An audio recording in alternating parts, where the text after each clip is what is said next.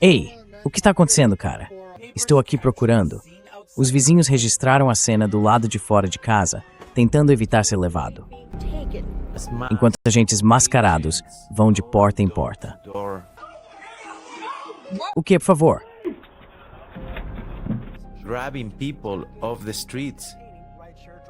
Agarrar pessoas nas ruas, jogá-las em vans sem identificação e fazê-las desaparecer em um sistema de direitos humanos.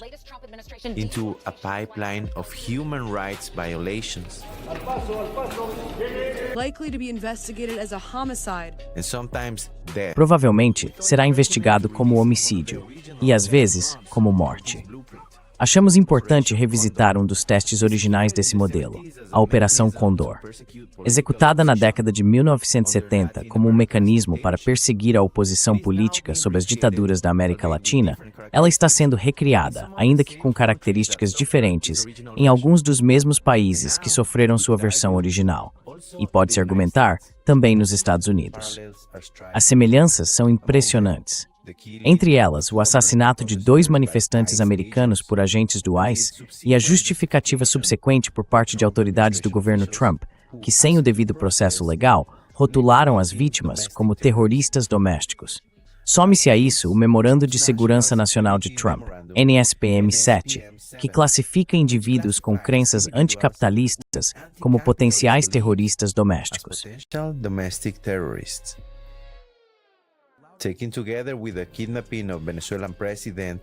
Tomado em conjunto com o sequestro do presidente venezuelano Nicolás Maduro e a guerra mais ampla contra a esquerda em toda a América Latina, um padrão sombrio e familiar começa a tomar forma. A Operação Condor é lembrada como um dos capítulos mais sombrios da história moderna da América Latina. Mas algo ainda mais perturbador parece estar se desenrolando em todo o hemisfério.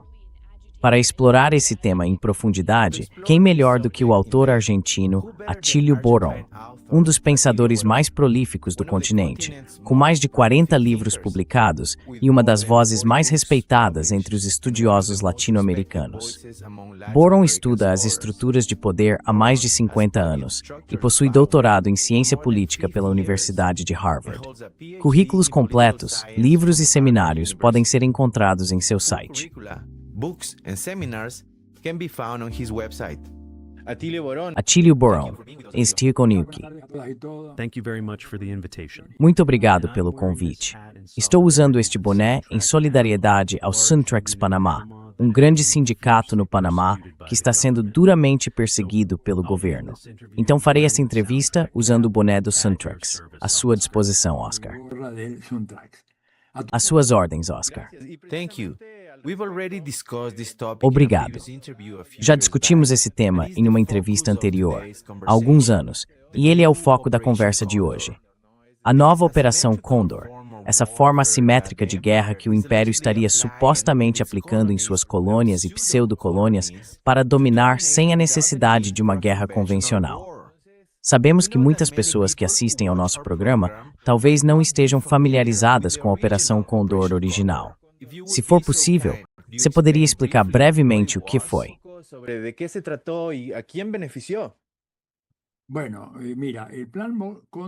Bem, veja, a Operação Condor original foi basicamente desenvolvida a partir de 1973-74. Isso ocorreu após o golpe contra Salvador Allende e o início de um êxodo de camaradas do Chile. Esse fenômeno foi posteriormente repetido quando, em 1975, houve um golpe no Uruguai e, em 1976, um golpe na Argentina. Exilados começaram a se espalhar pelo mundo, e o Departamento de Estado e a CIA elaboraram um plano para rastrear esses indivíduos, responsabilizá-los pelas políticas implementadas em seus respectivos países e simplesmente eliminá-los. Foi, Oscar, um plano de extermínio em massa, uma caçada meticulosa a militantes de diversos níveis.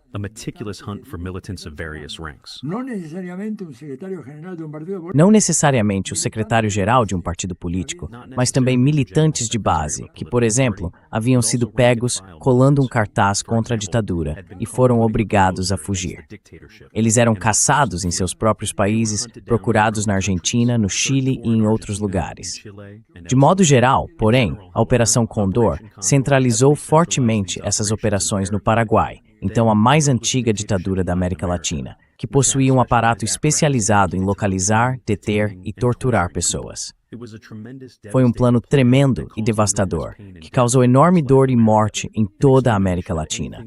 Um extermínio de tudo que pudesse, de alguma forma, prenunciar o ressurgimento da oposição às ditaduras impostas na época.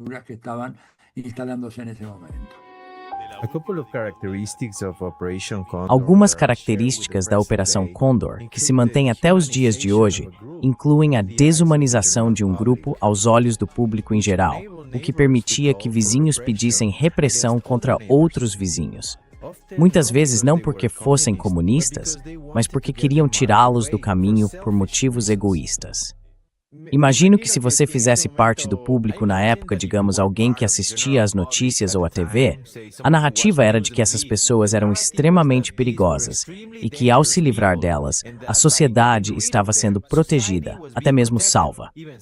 Provavelmente diziam, pelo que entendo, que esses indivíduos eram terroristas.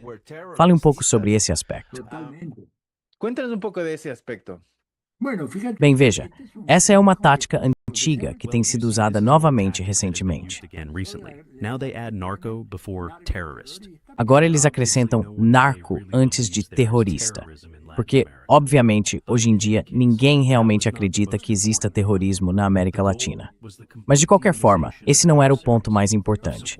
O objetivo era a completa demonização dos adversários, apoiadores da democracia que se opunham ao golpe de Estado. Eles eram inevitavelmente retratados como guerrilheiros, terroristas, pessoas que plantavam bombas, que matavam, que torturavam.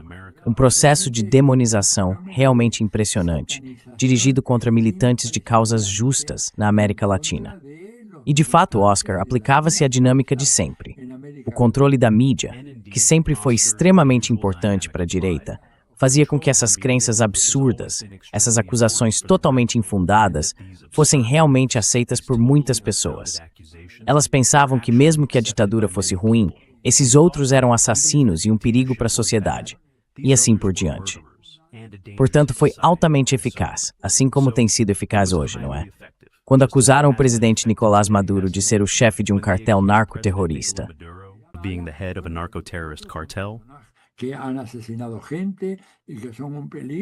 E então, depois que Maduro foi sequestrado e levado para os Estados Unidos, alguns dias depois, o procurador-geral declarou que o cartel dos sóis nunca existira, que tudo não passara de um engano. Dessa forma, eles enganaram as pessoas, iludiram a opinião pública e zombaram dela ao contar mentiras tão descaradas. Não. Eles não estavam certos, nem estavam dizendo a verdade.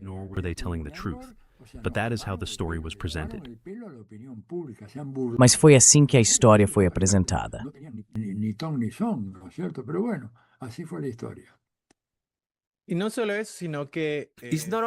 Não é só isso, mas pelo que entendo, pelo menos na Europa, houve uma associação comprovada entre a CIA e várias organizações mafiosas que remonta à Segunda Guerra Mundial, e até antes, a qual depois se estendeu à perseguição dos partidos comunistas europeus, que após a guerra eram fortes e tinham apoio popular significativo. Chegou-se ao ponto de existir até a Operação Gladio, na qual a OTAN e seus associados realizaram atos de terror e depois os atribuíram a esses grupos. Portanto, podemos ver que esse é um modus operandi de longa data. Aqui nos Estados Unidos também vimos relatos de que o FBI, durante os levantes do Occupy e do Black Lives Matter, criou repetidamente planos e operações para incriminar ativistas a fim de justificar perseguições e até processos judiciais. Se olharmos para o presente, vemos esse padrão muito claramente, não apenas em casos isolados.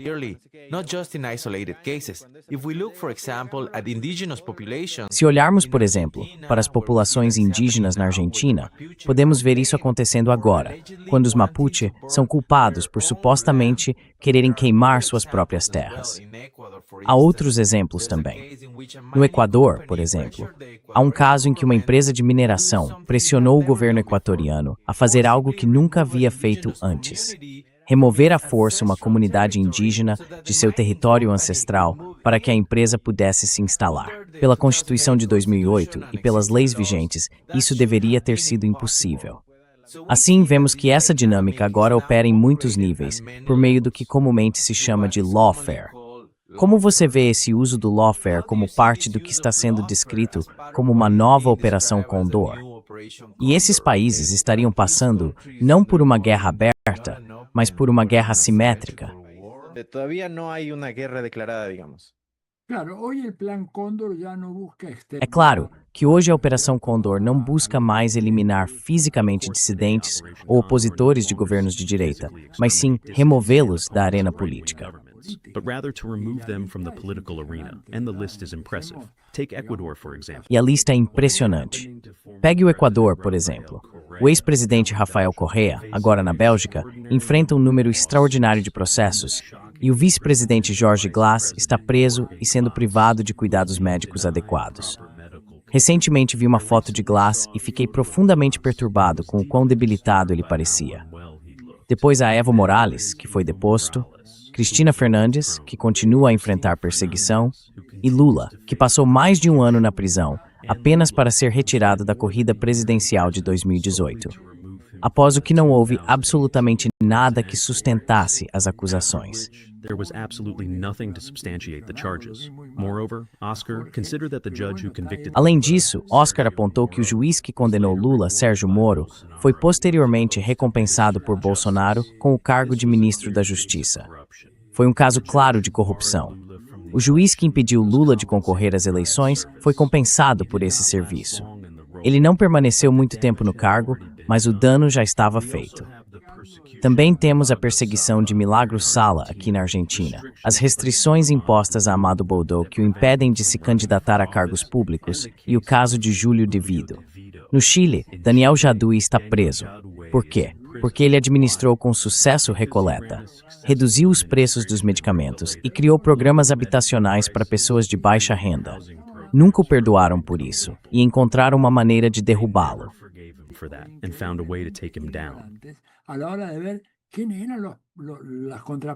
Como você disse antes, isso sempre acontece em colaboração com a máfia. As you said earlier, this always happens in collaboration with the mafia. That point is crucial. The mafia and political control. Esse ponto é crucial. A máfia e as agências de controle político na América Latina, sejam a CIA, a DEA ou redes criminosas locais, operam em conjunto. Não se pode entender o tráfico de drogas para os Estados Unidos sem perguntar quem recebe as drogas do lado norte-americano. Traficantes mexicanos ou colombianos não operam por mágica. Existem contrapartes baseadas nos East-West, além de policiais, agentes alfandegários, de imigração e autoridades locais coniventes. Gabriel Garcia Marques observou certa vez que o jornalismo sabia muito sobre os traficantes latino-americanos, mas quase nada sobre suas contrapartes nos Estados Unidos. Almost nothing about their counterparts in the United States. So, the intelligence mafia connection you mentioned is... Então, a conexão entre inteligência e máfia que você mencionou é muito real e continua operando até hoje. E há outro fato importante sobre o qual poucas pessoas falam. O lawfare é resultado de décadas de programas de treinamento para juízes e promotores promovidos pela USAID. Por 35 ou 40 anos, juízes de toda a América Latina foram levados aos Estados Unidos para cursos sobre a administração adequada da justiça. Depois de décadas desse condicionamento, o lawfare acaba funcionando por conta própria. Esses juízes e promotores conhecem as expectativas de Washington e agem de acordo. Em Honduras, por exemplo, o número de figuras políticas impedidas ou expulsas da vida pública por meio do lawfare é impressionante. E este não é um caso isolado. Is staggering. And this is not an isolated case. It is happening across all of Latin America. Ronnie Staquicel, em toda a América Latina. No solo que han sido exitosos. Eles não apenas conseguiram prender e encurralar líderes, mas também persuadiram as pessoas a odiar esses líderes e a odiar grupos nacionalistas, de esquerda e indígenas, grupos que na realidade representam justamente o povo que está sendo incentivado a desumanizá-los. Esse processo agora é conduzido com a orientação da mídia, da televisão, da imprensa e até do judiciário. O que estamos testemunhando é uma impressionante concentração de poder nas mãos das elites. Um domínio sem precedentes do setor privado sobre os trabalhadores. Quase equivale a um neofeudalismo. E vemos isso hoje com Trump, não é? Uma apropriação sem precedentes de tudo. Basta olhar o que foi tomado da Venezuela, o petróleo apreendido de um navio, o que poderia ser considerado pirataria. Então, como você enxerga essa operação Condor 2.0, essa forma de neofeudalismo, emerge nesse novo mundo monstruoso em que vem sob Trump? Bajo este nuevo mundo monstruoso que vivimos bajo Trump. Olha, você usou uma palavra muito precisa. Monstruoso. Monstrous. We are living through a profoundly critical moment in Estamos vivendo um momento profundamente crítico, em que o pouco que restava da ordem mundial desabou. A ordem que ao menos garantia certas regras mínimas, que nenhum país poderia invadir outro sem consequências, que um governo não poderia entrar em outro país, sequestrar um presidente e levá-lo embora, ou que nenhum Estado tinha o direito de interceptar um petroleiro em alto mar, apreendê-lo e vender seu conteúdo. Essas regras proporcionavam um nível básico de estabilidade global. Elas vinham se deteriorando há algum tempo, mas sob Trump, esse processo se acelerou dramaticamente, levando à destruição dos alicerces da ordem internacional. Isso nos coloca diante de situações totalmente novas e perigosas. Trump parece estar tentando impor sua própria versão da doutrina Monroe, mais reacionária e retrógrada do que a original. more reactionary and regressive than the original. President James Monroe never prohibited newly independent countries from O trading. presidente James Monroe nunca proibiu que países recém-independentes comerciarem com suas antigas potências coloniais. Monroe, pero en la interpretación de él, que fíjate que es una interpretación más What Trump seeks to do O que Trump busca fazer, uma abordagem que sairá muito mal, é impedir que os países latino-americanos comerciem com potências extra-hemisféricas como China e Rússia. Isso nunca fez parte da doutrina original, que apenas se opunha ao restabelecimento de colônias europeias nas Américas. Essa abordagem não pode ter sucesso porque o sistema internacional agora é irreversivelmente multipolar, algo que muitos nos Estados Unidos resistem em reconhecer. Washington não pode mais ditar os resultados à vontade. Os interesses econômicos envolvidos são significativos e forçarão o governo dos incumbentes a reconhecer a pluralidade global. force the U.S. government to recognize today's global plurality. Take oil, for example. Even when Trump offers Pegue o petróleo, por exemplo. Mesmo quando Trump oferece tudo às companhias petrolíferas, elas sabem que grande parte da produção da Venezuela está presa em acordos de longo prazo com a China e a Rússia. Nenhuma empresa vai investir dezenas de bilhões de dólares em condições que possam expô-la a enormes riscos jurídicos e prejuízos. O mesmo se aplica ao absurdo chamado Conselho da Paz para Gaza. Parece um grupo de amigos ricos tentando privatizar terras que não lhes pertencem. Essa terra é palestina e seu povo ainda está lá. Qual é o plano? Continuar a limpeza étnica até que mais de 2 milhões de pessoas sejam eliminadas. cleansing until more than 2 million people are eliminated. This is madness, a historical monstrosity unlike Isto é uma loucura, uma monstruosidade histórica sem precedentes em quase 2 séculos. Não surpreende que o plano tenha recebido praticamente nenhum apoio internacional. Com exceção da Hungria, nenhum grande país europeu o endossou. Rússia e China o rejeitaram. Na América Latina, México, Brasil e Chile se recusaram a apoiá-lo. Apenas Argentina, Paraguai e possivelmente El Salvador, governos estreitamente alinhados com Washington, aderiram. Nenhum país sério o apoiou, e ele está destinado ao fracasso. Veremos como Trump reagirá a uma lista crescente de fracassos internacionais, agravada pelo descontentamento interno. list of international failures compounded by domestic discontent. haciendo Estauantes seu risco adaptável sword print and diferentes swords de mobility. Não há nenhum vem se distrair muito times. industrial como él había anunciado. The U.S. economy is not rebounding as promised. A economia dos Estados Unidos não está se recuperando como prometido. A inflação continua prejudicando grandes parcelas da população, e o boom industrial nunca se concretizou. Parece que ele está em busca de alguma vitória simbólica na política externa. O espetáculo em torno da Venezuela, incluindo a tentativa de sequestro de Maduro, foi mais um teatro de Hollywood do que uma estratégia. Isso não levará a lugar nenhum, e, eventualmente, Maduro terá de ser libertado, já que nenhum tribunal americano conseguirá condená-lo, um desfecho que causaria grande constrangimento ao governo Trump. Então sim, Oscar, estamos vivendo um momento muito perigoso. A história mostra que em tempos como este, líderes messiânicos e violentos podem surgir. E é exatamente disso que o mundo não precisa agora. And that is precisely what the world does not need right now. Porque, em momentos como este, líderes messiânicos e violentos podem surgir. E isto agora. Nosotros necesitamos en este momento.